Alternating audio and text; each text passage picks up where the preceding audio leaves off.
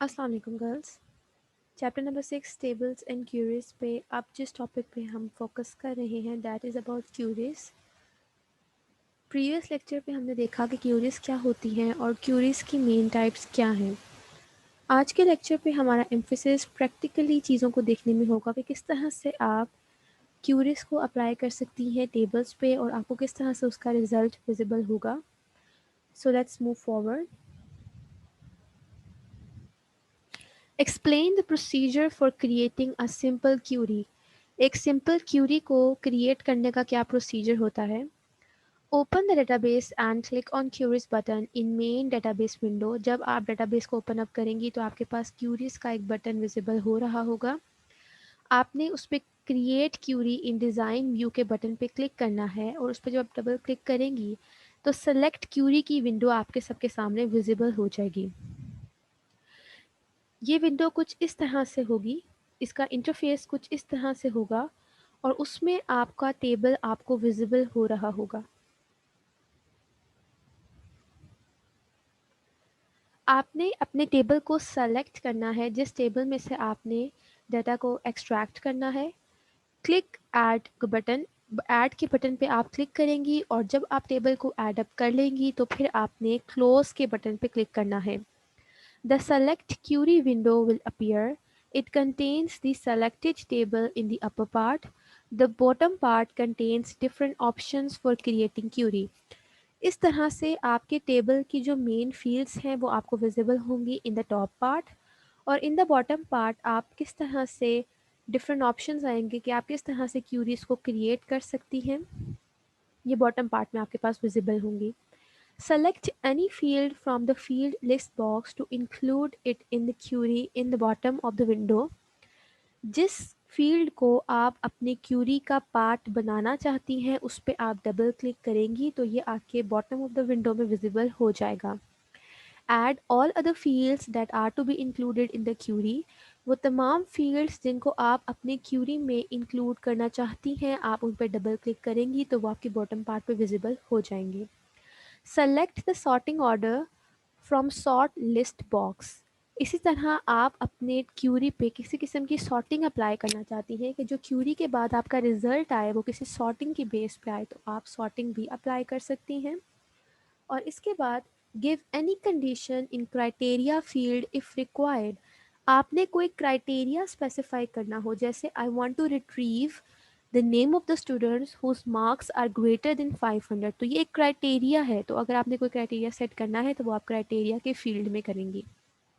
Click on the save button on the tool bar to save the Curie.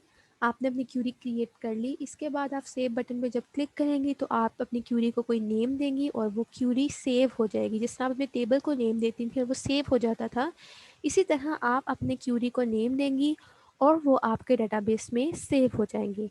Then you have to click okay, the query will be saved. इसके बाद आपने select run के button पे जब click करेंगी तो उससे आपकी क्यूरी रन होगी और आपकी क्यूरी एग्जीक्यूट होगी और आप उसका रिजल्ट देख सकेंगी। Okay, so let's apply a query to our database. जब मैंने आपको रिलेशनशिप का टॉपिक पढ़ाया था तो उसमें मैंने आपको दो टेबल्स थे, सब स्टूडेंट के एंड रिजल्ट का टेबल था आपके पास। अब हम इस पर कोई ना कोई क्यूरी अप्लाई करते हैं। लेट्स से मैं रिज़ल्ट की टेबल पे क्यूरी अप्लाई करना चाहती हूँ कि जस्ट जिनका रजिस्ट्रेशन नंबर 1 है मुझे उसी का रिज़ल्ट विजिबल हो। तो उसके लिए मैं क्या करूँगी, यहाँ पे मेरे पास क्यूरी डिज़ाइन का बटन है, क्यूरी इसमें विजिबल हो रहा है। इसमें जब क्लिक करूँगी तो ये मुझसे पूछ रहा है कि आपने किस टेबल पे क्यूरी अप्लाई करनी है। लेट्स से मैं रिज़ल्ट के ऊपर क्यूरी को अप्लाई करना चाहती हूँ ऐड सेलेक्टेड टेबल पे। इसमें मेरे पास 3 फील्ड्स हैं, registration number, student and marks. Query में मैं इन तीनों को इंक्लूड करना चाहती हूँ। आप देख सकती हैं कि जैसे मैं उसके ऊपर डबल क्लिक कर रही हूँ तो वो फील्ड्स मेरे नीचे विजिबल हो गई हैं। मैं सॉर्टिंग अप्लाई करना चाहती हूँ। लेट्स से मैं सॉर्टिंग को अप्लाई नहीं करना चाहती, मैं सॉर्टिंग की बेस पे कुछ भी नहीं करना चाहती।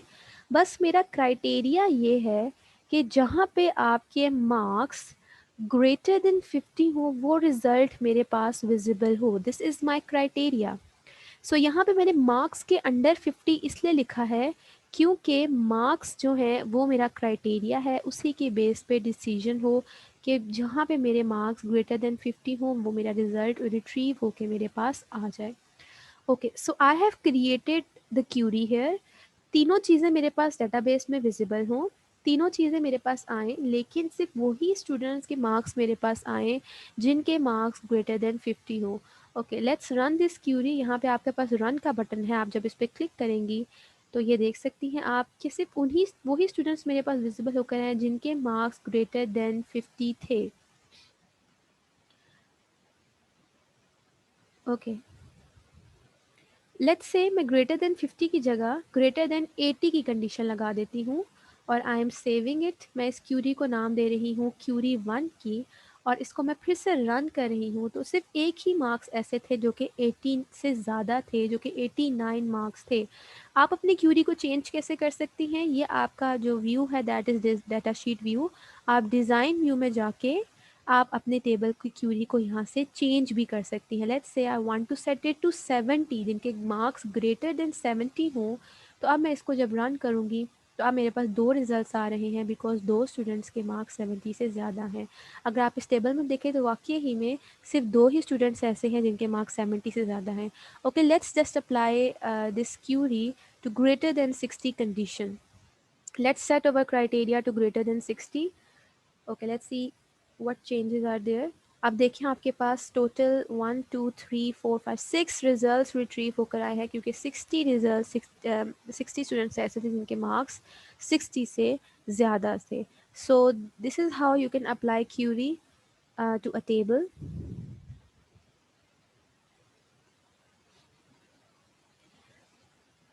जैसे ही मैंने आपको अभी क्रिएट क्यूरी का बताया तो साथ ही मैंने अपनी आपकी क्यूरी को सेव भी कर दिया था। क्यूरी को सेव करने का क्या वे होता है, आप जब सेव के बटन पे क्लिक करती हैं और अपनी क्यूरी को कोई नेम देती हैं तो वो क्यूरी सेव हो जाती है। अगर अब नेक्स्ट हमारा क्वेश्चन ये है कि explain the procedure for executing a saved query. एक ऑलरेडी सेव्ड क्यूरी को अगर आपने एग्जीक्यूट करना हो तो वो काम आप कैसे करेंगी। Open the database that contains the saved query. Click Queries button in the object list. The names of all the saved query will appear. Double click any query name, it will be executed and the result of the query will appear on the screen.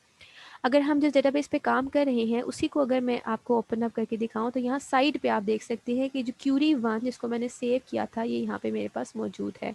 अगर मैं इसके design view में जाऊँ तो एक तो मैं इसमें चेंजेस करके इसको फ्यूचर में यूज़ कर सकती हूँ, और अगर मैं इसको फ्यूचर में लेट्स से एडिट नहीं करना चाहती, मैं इसको एज इट इज़ यूज़ करना चाहती हूँ, जब आप जस्ट आप इस पर डबल क्लिक करेंगी तो उसका रिजल्ट आपके पास आ जाएगा। लेट्स से मैं इस क्यूरी को बंद कर देती हूँ और जस्ट मैं इस क्यूरी पे डबल डबल क्लिक करूँगी तो उसका रिजल्ट मेरे पास आ जाएगा। इसका मतलब है कि अगर आप एक क्यूरी को सेव कर दें तो आप उसको फ्यूचर में भी यूज़ कर सकती हैं।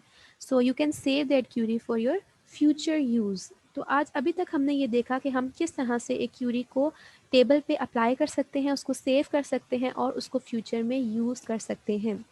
क्राइटेरिया जो अभी मैंने सेट किया कि जिस तरह के मार्क्स आपके हों ग्रेटर देन 50, तो इसमें डिफरेंट फॉर्मेट है कि किस वे में आप क्राइटेरिया को अप्लाई कर सकती हैं। अब हम उसको डिटेल में देखेंगे। Explain criteria in a query and how is it specified. A condition used to limit the numbers of rows extracted from database is called criteria. Criteria क्या करता है, लिमिट कर देता है एज अ रिज़ल्ट जो आपके पास आना हो उसकी वैल्यूज़ को, उसकी फील्ड्स को वो लिमिट कर देता है। If a query contain any criteria, it retrieves only those records that match with the specified criteria. जो रिजल्ट आपके उस क्राइटेरिया को मैच करेंगे जस्ट उन्हीं का रिजल्ट आपके पास रिट्रीव होकर आएगा। Specifying criteria. Criteria are specified with the help of wildcards. Wildcards are specific symbols that are used to extract particular record from our database. अब कुछ symbols हैं जिन्हें हम यूज़ करते हैं while specifying your criteria. जिस तरह मैंने बताया ग्रेटर देन 50, इसका मतलब है कि 50 से ग्रेटर जो वैल्यूज़ हों। इस तरह के और भी काफ़ी सिम्बल्स हैं, हम इनको वन बाय वन डिटेल में देखते हैं। Number 1 is question mark and street. The question mark wildcard takes the place of a single letter. मतलब स्ट्रीट से पहले अगर आपके पास सिंगल लेटर कोई वर्ड आ रहा है तो इसका मतलब है कि क्राइटेरिया मीट हो गया। जैसे A street, B street, 7 street, 5 street, 3 street, तो इस तरह की कोई भी कंडीशन को वो मीट करेगा और उसका रिजल्ट आपको दे देगा, रिट्रीव कर देगा। 43rd static. Asterisk wildcard represent a number of characters. Question mark represent a number of single character. It just specify you a single letter. Whereas asterisk is there to specifying a number of characters. अगर asterisk आ रहा है तो इसका मतलब है बहुत से characters आ सकते हैं, बहुत से numbers, बहुत से letters आ सकते हैं. Less than 100 वो वैल्यूज आपके पास आ जाएंगी जो कि 100 से लेस होंगी. Fourth is greater than and equals to 1 वो वैल्यूज आपके पास आ जाएंगी जो 1 के इक्वल होंगी या 1 से ग्रेटर होंगी. Less than and greater than का साइन जब भी आए तो आप समझ लें कि नॉट इक्वल टू है. सो अगर लिखा हुआ है कि not equal to F L, इसका मतलब है कि जो वैल्यूज एफ एल नहीं होंगी वो आपके पास रिट्रीव होकर आ जाएंगी. बिटवीन 1 एंड 10, इसका मतलब है कि जो वैल्यूज़ 1 और 10 की रेंज के बिटवीन होंगी, not 1 and not 10, between 1 and 10 वो आपके पास डिस्प्ले होकर आ जाएंगी. इज़ नल अगर आपने लिखा है तो वो रिकॉर्ड आपके पास रिट्रीव होकर आ जाएंगे जिनकी कोई वैल्यूज़ नहीं है. इज़ नॉट नल अगर आपने लिखा है तो वो वैल्यूज़ आपके पास रिट्रीव होकर आ जाएंगी जिनमें कोई ना कोई वैल्यूज़ हैं. लाइक डबल कोट्स में ए के साथ स्टारिक, तो वो तमाम वर्ड्स जो ए से स्टार्ट हो रहे हैं वो आपके पास रिट्रीव होकर आ जाएंगे.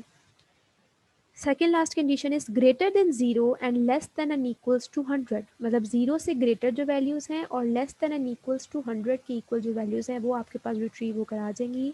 एंड लास्ट कंडीशन इज, इन दो जो सेकेंड लास्ट कंडीशन है उसके मिडिल में एंड लगा हुआ है, मतलब वो वैल्यूज़ जो इन दोनों कंडीशंस को मीट करेंगी वो आपके पास रिजल्ट में आएंगी. और लास्ट कंडीशन में लिखा हुआ है बॉब और जैन, इसका मतलब है कि जो वैल्यूज़ या तो बॉब हो या जैन हो वो कोई भी अगर दोनों में से एक सेटिस्फाई हो जाती हैं तो वो आपके पास रिट्रीव होकर आ जाएंगी. अगर एंड लिखा हो तो इसका मतलब है कि दोनों कंडीशंस का फुलफिल होना ज़रूरी है. So this is how you can apply the criteria. What is a join, अब हम देखेंगे कि ज्वाइन क्या होता है. Explain it purpose. गर्ल्स जब क्यूरीज का टॉपिक स्टार्ट हुआ था तो मैंने आपको बताया था कि हम क्यूरीज एक से ज़्यादा टेबल पे भी अप्लाई कर सकते हैं. तो हम क्यूरीज को एक से ज़्यादा टेबल पे किस तरह से अप्लाई कर सकते हैं? Through joins. A query that extract data from multiple related table is called join. ऐसी क्यूरी जो बहुत से टेबल से डाटा रिट्रीव करके आपको दे उसको हम ज्वाइन कहते हैं.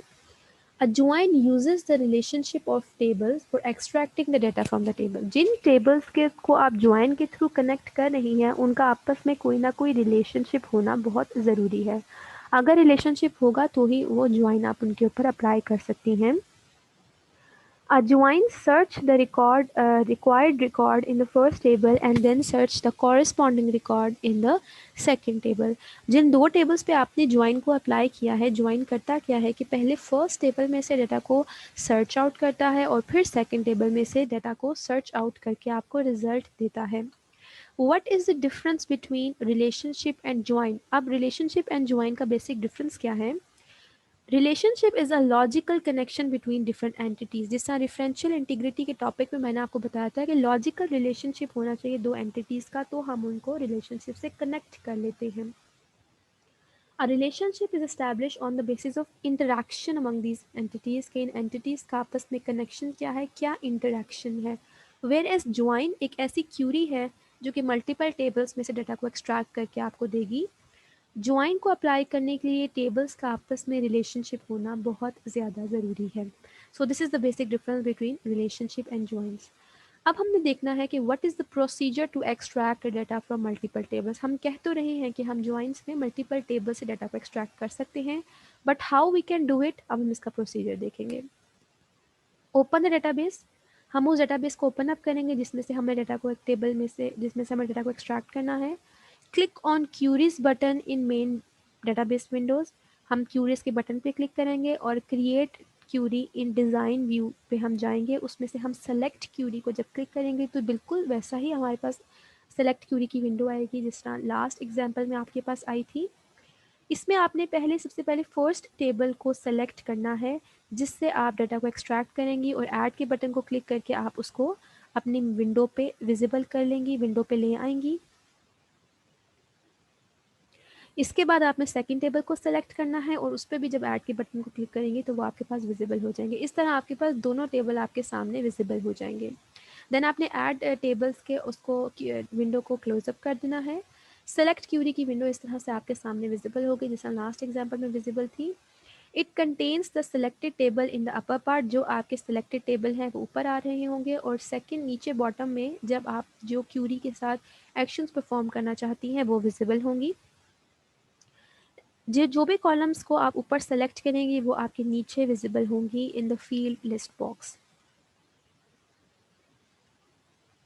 Add all other fields that are to be included in the query, जिन जिन fields को आप अपनी query का part बनाना चाहती हैं आप उसको include कर लेंगी। Sorting apply कर सकती हैं, जैसे I have told you in the last example, और अपनी क्राइटेरिया में आप कोई भी कंडीशन बताएंगी जिसकी बेस पे आप उन दोनों टेबल्स में से रिजल्ट को रिट्रीव करना चाहती हैं। To save the query click on save button on the tool bar, फिर आप उस क्यूरी को सेव करेंगी, टूल बार पे उस क्यूरी को कोई ना कोई नेम देंगी, वो आप सेव हो जाएगा और आपके लेफ्ट पे as a database object visible हो जाएगा, जिसको आप फर्दर यूज़ के लिए फ्यूचर में यूज़ कर सकती हैं। ओके, सो अब मैं आपको बताऊंगी किस तरह से हम दो टेबल्स पे क्यूरी को अप्लाई कर सकते हैं। हमारे पास दो टेबल्स हैं, रिजल्ट और स्टूडेंट के नाम से। लेट्स से मैं क्रिएट पे जाती हूँ और क्यूरी डिज़ाइन पे जाऊँगी और यहाँ से मैं सेलेक्ट करती हूँ सबसे पहले टेबल स्टूडेंट के टेबल को, इसको मैं ऐड करूँगी तो ये मेरे पास ऐड अप हो जाएगा, और इसके बाद स्टूडेंट रिजल्ट के टेबल को, इसको भी मैं जब ऐड करूँगी तो ये भी मेरे पास विजिबल हो जाएगा। So I have added both these tables. अब मैं इनके फील्ड्स में से डेटाबेस को जिनको मैं यूज़ करना चाहती हूँ उनको मैं डिस्प्ले करवा दूँगी इस तरह से। कोई भी मैं क्राइटेरिया को सेट करती हूँ, let's say same criteria, marks are greater than 60, so I am saving this query, I am saving this query as query number 2. Now I'll run it. तो आप देखें आपके पास रिजल्ट में क्या हुआ, दोनों टेबल्स को ज्वाइन करके रिजल्ट आ गया। आप देख सकती हैं कि स्टूडेंट नेम और एड्रेस टेबल नंबर 1 में था, सब्जेक्ट और मार्क्स टेबल नंबर 2 में थे, लेकिन क्यूरी ने क्या किया, उन दोनों को ज्वाइन अप कर दिया। क्यों दोनों को ज्वाइन अप कर दिया? बिकॉज मैंने जो क्यूरी अप्लाई की थी वो मैंने दोनों टेबल्स पे की थी। अब यहाँ पे आप लोग देख सकते हैं कि रजिस्ट्रेशन नंबर स्टूडेंट के टेबल में से था, स्टूडेंट नंबर स्टूडेंट के टेबल में से था, एड्रेस भी स्टूडेंट के टेबल में से था, इसलिए इनके नीचे स्टूडेंट लिखा हुआ है। बट सब्जेक्ट रिजल्ट टेबल में से था और मार्क्स भी रिजल्ट टेबल में से थे, इसलिए यहाँ पे आपके पास रिजल्ट आ रहे हैं। तो in this way you can apply query to more than one table, and that query is called join because that is joining two tables more than one tables. इसी तरह क्यूरी को क्रिएट करने का एक और वे है, that is query wizard. Query wizard का हम प्रोसीजर पहले देखते हैं और फिर हम इसको प्रैक्टिकली परफॉर्म करेंगे। The query wizard in MS Access helps the user to create a select query easily. It consists of simple steps to create query. The following procedure is used to create a select query using query wizard. ये following procedures हैं जिसके through हम query wizard के through भी query को create कर सकते हैं। For that you have to click create query by using wizard icon, और जब आप उस पर क्लिक कर लेंगी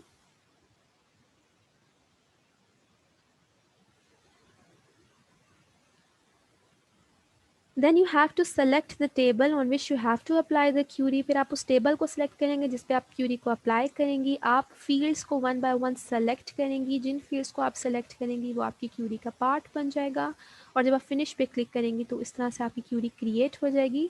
let me show you practically किस तरह से हम क्यूरी को क्रिएट करते हैं।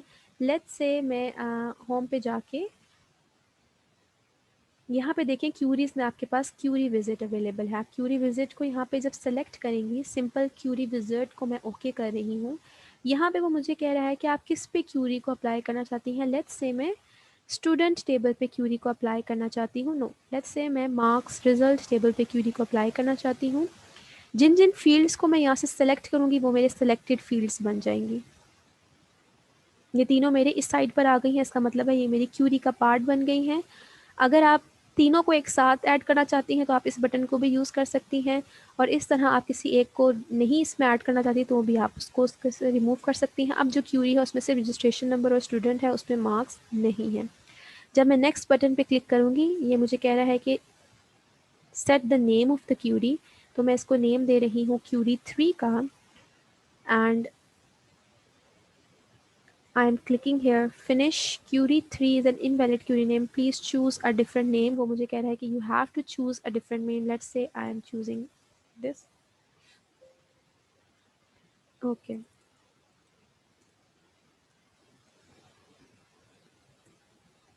Recovery finish.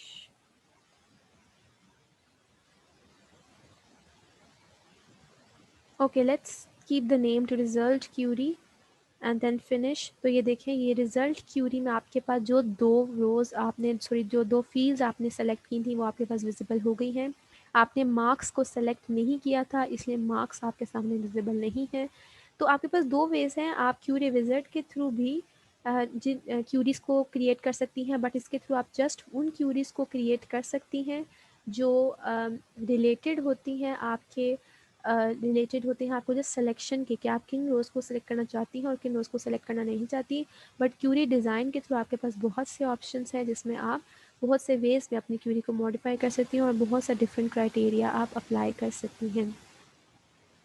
Okay.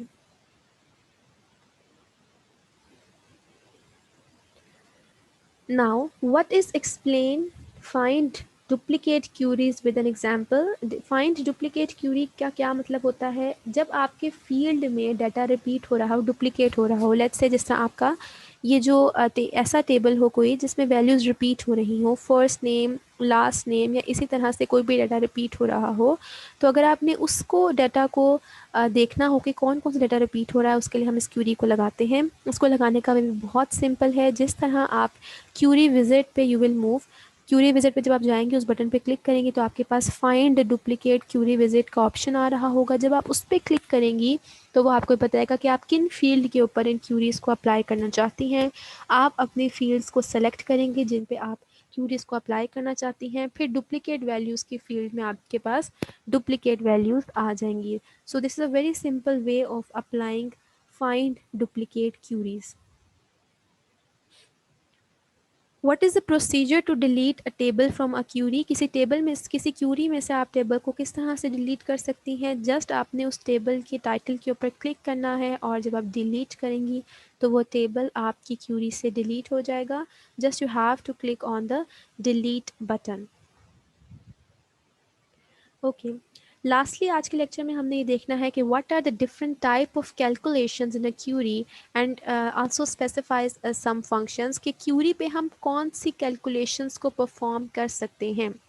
A query can be used to perform a calculation on a group of record. The user can perform calculation in a query by using predefined calculations in MS Access.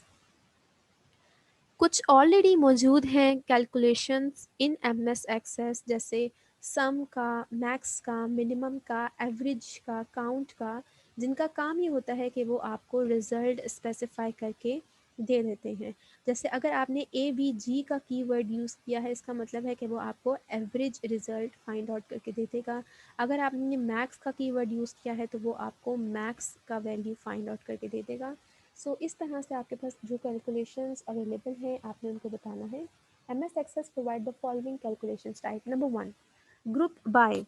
Name से ही show हो रहा है कि group by का मतलब यह है ग्रुप करना. It identifies the group to calculate, कि जिस ग्रुप पे आपने कैलकुलेशन को परफॉर्म करनी है उसको किस तरह से आप ग्रुप करेंगी, through the keyword of group by. Then comes sum. Sum किस लिए यूज़ होता है, it is use to add different values, different values को ऐड करेगा, उसका रिजल्ट आपको ऐड अप करके देगा. A V G, it is use to calculate average, ये आपको एवरेज वैल्यू कैलकुलेट करके दे रहा होगा. एम आई एन, मिनिमम का कीवर्ड जब आप यूज़ करेंगी तो जो भी आपकी वैल्यूज़ है उसमें से मिनिमम वैल्यूज़ आपके पास डिस्प्ले होकर आ जाएंगी. एम ए एक्स, मैक्स, जो कि आपको मैक्सिमम वैल्यू रिट्रीव करके दे देगा. C O U N T, count, it is use to count the number of values, कि कितनी नंबर ऑफ वैल्यूज़ हैं स्पेसिफिक फील्ड में, इसका रिजल्ट ये आपको प्रोवाइड करेगा. S T dev, S T dev stands for standard deviation. So STDEV is used to calculate the standard deviation of the value. VAR stands for variance. It is used to calculate the variance of the value. Just आपको formula use करने की ज़रूरत नहीं है, आप VAR जब specify करेंगे तो वेरिएंस की वैल्यू आपके पास आ जाएगी. FIRST first, it is use to find the first value field, मतलब जो आपकी फर्स्ट वैल्यू है कॉलम की आपके पास फर्स्ट से वो रिट्रीव होकर आ जाएगी।